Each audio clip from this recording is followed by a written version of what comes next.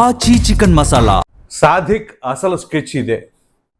వివరాల్లోకి వెళ్ళినట్లయితే ఏదైతే పిఠాపురం ఏఈ నూకరాజు ఆయన కుటుంబంతో సహా గోదావరిలో దూకి బలవన్మరణానికి పాల్పడ్డారో దానికి కర్త కర్మ క్రియ అన్నీ కూడా ఈ యొక్క సాదిక్ అని చెప్పేసి అయితే మాత్రం మనకు తెలుస్తూ ఉంది. ఈ నేపథ్యంలో అసలు సాదిక్కు ఎందుకు ఈ రకంగా టార్గెట్ చేశారు ఏంటి అని కనుక మనం లోతుగా ఆలోచిస్తే ఇది ఆషామాషి వ్యవహారం కాదండోయ్, చాలా పెద్ద స్కెచ్చే ఉంది అని చెప్పేసి అనుకోవచ్చు. సో అదేంటో నేను మీకు చాలా క్లియర్గా అనాలిసిస్ చేసి చెప్తాను. సో ఎక్కడ స్కిప్ చేయకుండా చూడండి. అలాగే మీ అభిప్రాయం ఏంటి అనేది కామెంట్లో తప్పకుండా తెలియచేయండి. ఈ సాదిక్ కనబడే వ్యక్తి చాలా చాలా దారుణాతి దారుణమైన మెంటాలిటీ కలిగిన వ్యక్తి అని అర్థం చేసుకోవచ్చు. ఎందుకంటే ఇతను మామూలుగా ఒక షూటర్ అయితే అతను ఒక షూటర్ అవ్వడానికి, ఆ షూటర్ ట్రైనర్గా అవ్వడానికి కూడా చాలా పెద్ద స్కెచ్ ఉందనే ఈ జరిగిన ఘటనను బట్టి అర్థం చేసుకోవచ్చు. నిన్న ఒక ఛానల్ వారితో సౌజన్య మామగారు ఆయన మాట్లాడుతూ ఉన్నారు, ఏదో రెడ్డి ఆయన మాట్లాడుతూ కూడా ఇక్కడ కొన్ని ట్విస్ట్లు వచ్చేలాంటి మాటలు మాట్లాడారు. అదేంటి అంటే సౌజన్య ప్రమేయం కూడా తనతో అంటే తన భర్త హత్యలో ఉంది అని చెప్పేసి అంటారు. అయితే మనం దాని గురించి లోతుగా మాట్లాడలేం, కానీ ఆయన మామగారు, ఆవిడ సౌజన్య మామగారు చెప్పారు కాబట్టి కోట్ చేశాను. ఇప్పుడు ఆ సౌజన్య అనే మహిళ లేరు కాబట్టి ఆవిడ గురించి మనం ఏం మాట్లాడడం కూడా కరెక్ట్ కాదు అని నా ఉద్దేశం. సో అందు గురించి జస్ట్ అది మాత్రమే కోట్ చేశాను. ఇక ఈ సాదిక్ కనబడే వ్యక్తి చాలా ప్లాన్డ్గా ఆ కుర్రోడికి రిష్వంత్ రెడ్డి అనుకుంటా అతని పేరు, అతనికి ట్రైనింగ్ ఇస్తాను అని చెప్పేసి అతనికి షూటింగ్ నేర్పిస్తూ ఆ కుటుంబానికి దగ్గర అవుతూ సౌజన్య భర్తని మరి పాయిజన్ ఇచ్చి ఆయన లేకుండా చేసి, అఫ్కోర్స్ దాంట్లో సౌజన్య ప్రమేయం కూడా ఉంది అని చెప్పేసి అంటున్నారు అనుకోండి. ఇది ఇలా ఉంటే ఇది జరిగిన తర్వాత నిన్న లేటెస్ట్గా వచ్చిన అప్డేట్స్ కొన్ని ఏంటి అంటే అతను వేరే మహిళని ఎవరినో మ్యారేజ్ చేసుకోబోతుంటే దానికి కూడా సౌజన్య అడ్డం పడింది, అది ఇది అని చెప్పేసి అని కూడా అంటున్నాను. అయితే అసలు కథ అంతా ఇది కాదు, కానీ ఇప్పుడు ఆ కుటుంబానికి సంబంధించిన ఆస్తిపాస్తులు అన్నీ కూడా రాపించేసుకున్నాడు కదా. రాపించేసుకున్నాక కూడా అసలు రాయటానికి వీళ్ళు ఎట్లా సమ్మతించారో అనేది ఒకటి. ఎంత భయపెట్టినా ఇవాళ పోలీసు వ్యవస్థకి ఏదో రకంగా చేరవేయచ్చు, ఎందుకంటే మన దగ్గర టెక్నాలజీ అందుబాటులో ఉంది. కానీ ఎందుకు వీళ్ళు కన్వే చేయలేదు? సో అంటే ఇక్కడ వాళ్ళ మామగారు ఆ సౌజన్య మామగారు చెబుతున్నట్లుగా ఈవిడని కూడా అనుమానించాలా అనేది ఒకటి. ఆ తర్వాత నిన్న ఆ బుడ్డ కుర్రోడు ఎవరైతే సేవ్ అయ్యాడో రిష్వంత్ రెడ్డి, అతను ఆ బుడ్డోడు చెబుతున్నది ఏంటి అంటే మా ఇంటికి వచ్చేవాడు, మమ్మల్ని కొట్టేవాడు అని చెప్పేసి, మా అమ్మను కొట్టేవాడు, మా తాతను కొట్టేవాడు అని చెప్పేసి అంటున్నాడు. సో మరి ఇంత జరుగుతున్నా అది బయటికి ఎందుకు రివీల్ కాలా? వీళ్ళు బలవన్మరణానికన్నా పాల్పడ్డారు కానీ బయటికి మాత్రం మ్యాటర్ రివీల్ కానీలా. ఇది ఒక పెద్ద అనుమానం. సో మరీ అంతా ఎక్కడో ఊరికి అవతల సిగ్నల్స్ లేవు, ఏమీ లేవు, వీడు కర్కోటకుడు, కాలు కదిపితే వేసేస్తాడు అనే తరహా పరిస్థితి అక్కడ ఉందంటారా? ఎక్కడ? అది ఉమ్మడి తూర్పుగోదావరి జిల్లా. సరే, ఇంకా దీంట్లో ఇంకా లోతైన విషయాలు ఉన్నాయి, నేను చెప్తాను ఈ వీడియోలోనే. సో ఇది ఒక అంశం. అయితే ఇక్కడ ఇతను టార్గెట్ ఏ రకంగా ఉంది? ఆవిడ భర్తనే వీళ్ళిద్దరు కలిసి చంపేశారా, ఇతనే చంపేశాడా, అది విచారణలో తేలుతుంది. అయితే ఈ కుటుంబం మొత్తాన్ని కూడా ఆస్తిపాస్తులు రాపించుకున్నాడు, వాళ్ళని మతంలోకి కన్వర్ట్ అవ్వమంటున్నాడు. ఓకే, కన్వర్ట్ అయిన తర్వాత ఏం చేయాలనుకుంటున్నాడు అని అయితే నాకు వచ్చిన అనుమానం ఏంటి అంటే, కన్వర్ట్ అయిన తర్వాత ఇప్పుడు ఆ బుడ్డోడి బ్రెయిన్లో ఈ ఉగ్రవాదం, తీవ్రవాదానికి సంబంధించిన ఆలోచనలతో వాడిని పెంచేలా, వాడికి షూటింగ్ నేర్పించి వాడిని కూడా ఒక ఉగ్రవాదిలాగా తయారు చేయాలి అనే స్కెచ్ ఏమైనా ఉందేమో.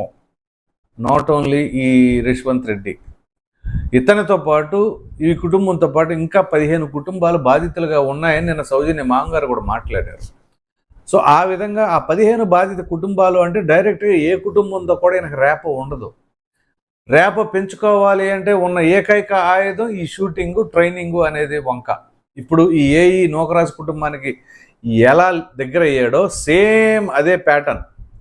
కాబట్టి ఇట్లా యువత అందరినీ కూడా అంటే యువత అంటే కాబోయే యువత ఈ పిల్లల్ని ముందు గ్రిప్లో తెచ్చేసుకొని ఆ రకంగా వాళ్ళకి షూటింగు అవన్నీ నేర్పించేసి ఆ కుటుంబాన్ని ఈ రకంగా లోపరుచుకొని ఆ కుటుంబాలని ఎవరెవరైతే ఈ దగ్గర ట్రైనింగ్ అవుతున్నారో వాళ్ళందరినీ ఆ తదుపరి వీళ్ళని ఉగ్రవాదుల్లాగా చిత్రీకరించి లేదా తయారు చేసి మన దేశం మీదకి వదలాలి అనే భారీ కుట్ర ఏమైనా ఉన్నదా అనే కోణంలో ఖచ్చితంగా పోలీసులు విచారణ జరపాలి. ఎందుకంటే ఇది ఆషామాషిగా వదిలేసే వ్యవహారం కాదు.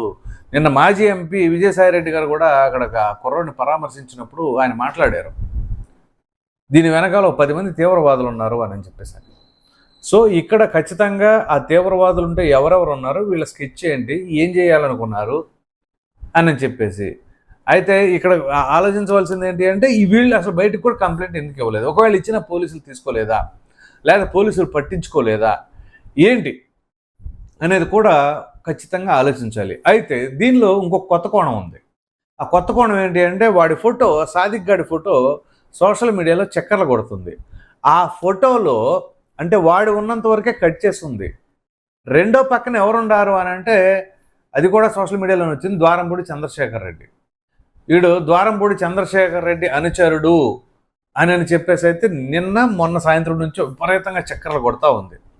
సో నిజంగానే ద్వారంపూడి చంద్రశేఖర్ రెడ్డి అనుచరుడా ఉంటే ద్వారంపూడి చంద్రశేఖర్ రెడ్డికి ఇతనికి ఎటువంటి లింకులు ఉన్నాయి అసలు తెలుసుకుంటే తప్పే ఉంది విచారణ చేస్తే. ఇప్పుడు ద్వారంపూడి చంద్రశేఖర్ రెడ్డి ఏదో పెంచి పోషిస్తున్నాడని అనట్లా, కానీ ఇతనికి అతనికి ఉన్న లింక్ ఏంటి, జస్ట్ రాజకీయపరమైన లింక్ అయితే ఇబ్బందే లే, ఏ ప్రాబ్లం లేదు, హ్యాపీగా ఉండొచ్చు మనం. అలా కాకుండా ఇతరత్ర లింకులు ఏమైనా ఉన్నాయా, దీని వెనకాల కనెక్టివిటీగా ఇంకా ఎవరెవరు ఏ శక్తులు ఉన్నాయి, అసలు వీడిని నడిపిస్తున్న శక్తి ఎవరు, వీడికి ఆర్థికంగా సహాయపడుతుంది ఎవరు, వీడితో ఎవరెవరు లింకప్లో ఉన్నారు, వీడి ఫోన్ కాంటాక్ట్స్ ద్వారా ఎవరెవరు ఉన్నారు అనేది కూడా మొత్తం ఇన్ఫర్మేషన్ లాగాలి. ఇది ఒక సౌజన్యానేనా, ఇంకా ఎవరెవరు ఉన్నారు, అసలు ఇతను ఫ్యామిలీ బ్యాక్గ్రౌండ్ ఏంటి, వాళ్ళ ప్రీవియస్ హిస్టరీ ఏంటి, వీళ్ళ నైబర్స్ ఏంటి, ఎవరెవరు, వీళ్ళ ట్రాక్ రికార్డ్ ఏంటి, మొత్తం తీయాలి. తీస్తే ఖచ్చితంగా నాకు తెలిసి ఇతని పైన ఓపా చట్టం కంటే ఇంకా పెద్ద సెక్షన్స్ ఏమైనా ఉంటే అది కూడా పెట్టవచ్చు. ఇప్పుడు రావణ్ గాడు ఒకడు ఉన్నాడు, ఆ రావణ్ మించినోడు సాదిక్, వీళ్ళిద్దరిని కూడా ఒకే సెల్లో ఎత్తే ఇంకా బ్రహ్మాండంగా ఉంటారేమో, కలిసిమెలిసి లవ్ జిహాద్ అనుకుంటా.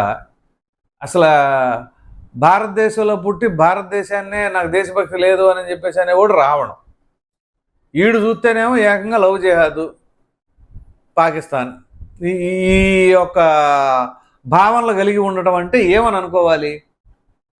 సో అంటే మన భారతదేశంలో ఎట్లాంటి చీడ పురుగులు ఉన్నారో చూడండి. కన్న తల్లినే అవమానించేలాగా, ఎందుకు పుట్టేవరా చండాలుడా అని కన్నతల్లి కనుక ఫీల్ అయితే ఇక ఆడి బతికెందుకు, అలాంటి పరిస్థితుల్లో ఉన్నారు వీళ్ళు. కన్న తల్లి లాంటి భారతదేశాన్నే వీళ్ళు అవమానించేలాగా వ్యవహరిస్తున్నారు. అక్కడ సాంప్రదాయాలు ఏంటి, వ్యవహారాలు ఏంటి, మన దేశంలో మన మహిళల్ని ఈ రకంగా చేస్తున్నారు అని అంటే చూడండి కాదు, అది ఎంత దారుణమైన పరిస్థితులు ఉన్నాయో. కాబట్టి ఇదేదో ఒక రాజకీయ పార్టీ, ఒక రాజకీయ నాయకుడు పట్టించుకుంటే అయ్యేది కాదండి, ఒక జర్నలిస్ట్ చెబితేనే అయ్యేది కాదు. ఖచ్చితంగా ఇది దేశవ్యాప్తంగా చర్చనీయాంశమైన టాపిక్. ఖచ్చితంగా దీనిపైన ప్రతి ఒక్కరు కూడా స్పందించాలి. సీరియస్గా ఏ విషయాన్నైనా సరే వదిలేసుకొని ఇట్లాంటి విషయాలు మాత్రం చూసి చూడనట్టు పోకూడదు. కాబట్టి ఖచ్చితంగా ప్రతి ఒక్కరూ దీనిపైన మీ స్పందన ఏంటి అని చెప్పేసి బహిరంగంగా తెలియచేయండి వీలైనంత వరకు, లేదా కామెంట్ రూపంలో తెలియచేయండి. మేము మరలా మీ వాయిస్ని వినిపిస్తాం. మన దేశాన్ని మనం కాపాడుకుందాం, మన మహిళలను మనం గౌరవించుకుందాం. ఈ వీడియో పైన మీ అభిప్రాయం ఏంటి అనేది కామెంట్లో తప్పకుండా తెలియచేయండి. Thank you.